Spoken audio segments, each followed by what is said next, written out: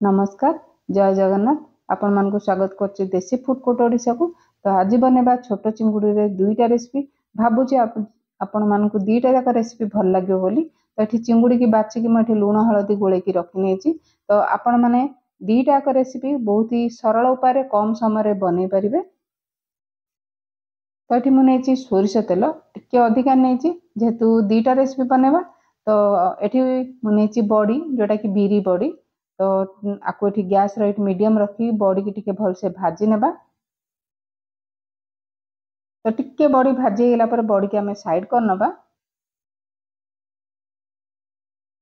तो मु प्रथमे बनेबी चिंगुड़ी छेचा पई एठी नेची बड़ी तापर दीटा नेची सुखिला लंका आपण जेतिकी राग खाइबे से अनुसार लंका अधिका कम करि परिबे। रसुन एठी देखि परथबे 10 रु 12 कोला रसुन नेची। तो ये बड़ी भल से भाजी गलानी प्रथम बड़ी की बाहर कर नबा।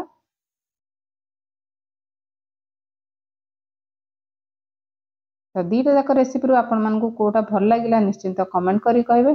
दुईटा जाक रेसिपी बहुत ही बढ़िया बनी थिला। तो प्रोसेस भी टिके अलगा थिला। आपण मानकु कम गैस खर्च रे अल्प समय रे आपण बिजी लाइफ रे केमती कम समय रे आपण रेसिपी बने परिबे। तो सेही हिसाब रे आज रेसिपी दीटा। तो निश्चिंत वीडियोटा को प्रथम रु शेष जाय देखंतु। तो एठी रसुन भी बाहर कर नेछि गोटे गिना को। तामे आपण जेतिकी चिंगुड़ी छेचा बनेबे से अनुसार चिंगुड़ी प्रथम एठी मु ऐड कर नेछि। तो चिंगुड़ी को भल से टिके माने कड़ा भाव रे भाजी नेबा। तो देखि परते तेल जेहेतु मु अधिका पकेछि चिंगुड़ीटा भल से छाणी भाजी ही जायछि बा आपण कहि परबे छाणी ही जायछि। ताकू भल से बाहर कर नबा।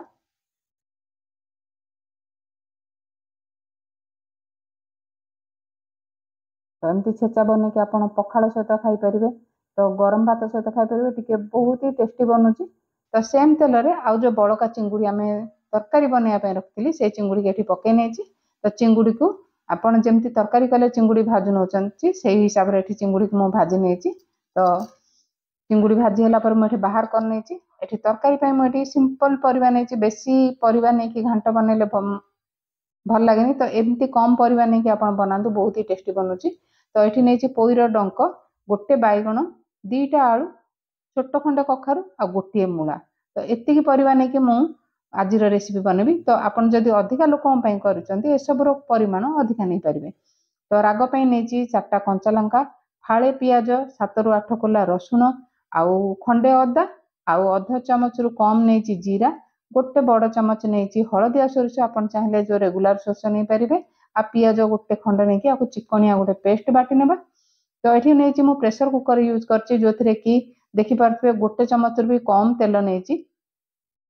तो प्रथमे आमे जो पोई डंक देथिले पोई डंक को एठी भाजी नेबा। आपण चाहिले जदि फ्रेश पोई पत्र थिबा आपण भी पोई पत्र भी व्यवहार कर परिबे। तो पोई डंक को 30 सेकंड एठी हाई फ्लेम रे भाजिला परे आउ जो सब परिबा नेथिले ताको एठी पकै नबा। तो बहुत ही आपण कम समय रे आउ टेस्टी रेसिपी बनै परिबे। आपण भाबते प्रेशर कुकर रे आपण पानी पके जदि सिझौचंती तो परिबाटा सिझालिया लागबो। एमती बनेले टिके भाजी हे जिवो भी कम तेल रे आपण कम समय रे आपण तरकारीटा बनै परिबे। तो अल्प एठी लूण देछि अध चमच देछि हळदी गुंड। तो लूण हळदी पकेला पर सब को भल से टिके गोळे नेबा। आपण 5 रु 10 मिनिट भितरे दुईटा जाक आपण रेसिपी बनै परिबे। तो टिके भाजिला परे एठी देई दिछि देखि पाछो बहुत ही कम पानी देछि। तो बेसी पानी देले परिबा बेसी सिझी जिवो। तो सब को भल से गोळे नेबा। तो मीडियम हीट रे गोटिए हुइसिल आसीबा देबा। परिबा आमे बेसी सिझेले हमर तरकारीटा भल लागबनी। तो एठी चिंगुड़ी भाजी के काढला परे मु एठी 2 चमच देछि सोरिष तेल। तो तेल तातिला परे अल्प हेंगु देछि। तो अध चमच जीरा सोरिष देछि छुंकरे आपण चाहिले पंच फुटण भी देई परिबे। एठी फुटण फुटियाला पर गोटे सुखिला लंका देछि। तो छुंकरे भलो बासना हबो। तो देछि एठी भुसुंगा पत्र। एठी गोटे बड़ साइज रो पियाज को लंबा लंबा काटी के पकेछि। तो पियाज को भी अल्प समय भाजी नेबा। तो एठी पियाज भल से भाजी हे गेलानी। तो आपण एई प्रोसेस देखला पर आपण जेतल भी चिंगुड़ी घांट बनेबे एई प्रोसेस रे बनेबे तो बहुत ही बढ़िया लागिवो। तो एठी देछि 2टा टमाटो तो देसी टमाटो हेले तरकारी भी बहुत ही बढ़िया लगे, जेहेतु देसी टमाटो नुह तो ये अधिका नहीं टमाटो। तो टमाटो को पियाज सहित भलसे भाजी नबा। तो ये प्राय टमाटो सीझी आसलानी। तो ये देती काश्मीर रेड चिली पाउडर जोटा कलर आसो, जेहेतु कंचा लंका बाटी तो कलर पर ये काश्मीर लंका गुंड आ अध चामच हलदी गुंड। जेहेतु आम चिंगुड़ी भी हलदी गुंड पकईचे, परिवार भी हलदी गुंड पकईचे, तो तरकारी में अल्प हलदी गुंड यूज करची। तो ये सब पकेला पर भलसे गोले नेबा। जो आम मसला बाटी थिले तो ये मसला को ये पकई नेबा। आपन जदि रेगुलर सोरस भी बाटिकी पकेबे तार टिके टेस्ट अलग रहिबो। आपन जदि ये हलदिया सोरसर पकाउछन्ते बाटिकी तो बहुत ही माने अलग आपन स्वाद पाई परिबे।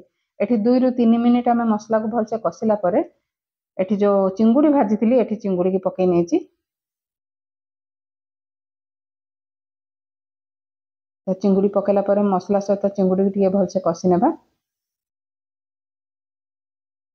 तो देखि पाते साइड रू तेल छाड़ी आसलानी।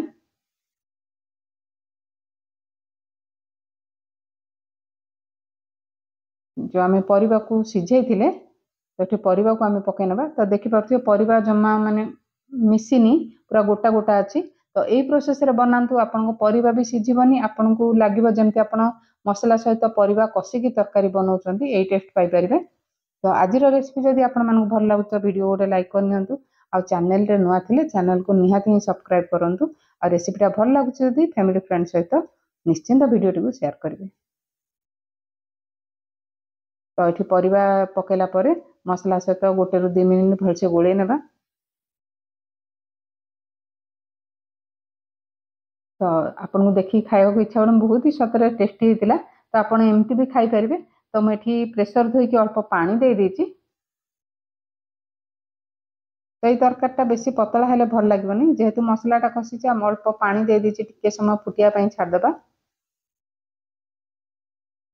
तो देखि पाते केते बहलिया हो गलानी। तो ये ऊपर कटा धनिया पत्र दे देबा। आमर छोट चिंगुड़ी रो बेसर तरकारी आमर रेडी हो गला खाइबा पई। तो निश्चिंत बनातु, खातु, कमेंट करी कहिबा आपनकर रेसिपी केमिति बनिथिला। तो ठंडा होला पर आउरी भी बहलिया हो जिवो। तो चलते आम चिंगुड़ी छेचा बनैबा। ये आपन चाहिए शिलर भी माने छेची करि परिबे। मोटे हेम माने छेचिया पई गोटे हेमदस्ता नेची। तो ये जो चिंगुड़ी भजा, बड़ी भजा, रसुण ए सब नेथिले एठी पकई नेची। आपन को जदी भजा रसुण पसंद नहीं आपन एठी कंचा रसुण को भी पकई परिबे। जेहेतु मुझे सब जिनस भाजिकी नहीं मुझे तेल पकईनी। जदि आप कंचा नौकरी तो टिके सोरस तेल आप ऊपर पकई पारे। तो देखिए भलसे छेची हो गलानी। तो टे कटा धनिया पत्र देदेबा। आउ छोट छोट काटिकी एठी मु गोटे पियाज नहीं। तो आपन चाहिए चिंगुड़ी सहित पियाज को भी छेचिकी नहीं पारे। तो सबको गोले नबा। जेहेतु भजा चिंगुड़ी भजा लुण देती तो मुझे लुण देनी। जदि आपन को कम लुण लगे तो टिके लुण दे पारिबे। एठी गोटे जगह को बाहर कर नबा। तो आपन को मु देखा को भूली जाइए। तो अल्प लेंबू रस आपन जदि पकेबे बहुत ही टेस्टी लगिवो। मु लेंबू रस अल्प चिपुड़ी नहीं। तो आपन पखाल भात, गरम भात सहित चिंगुड़ी बड़ी छेचा को एंजॉय करंतु। आ जिबा पूर्वरु चैनल को लाइक, शेयर, सब्सक्राइब करने को आपन भूली जाउछन्ती। मन पकेकी लाइक, शेयर, सब्सक्राइब करिनियंतु।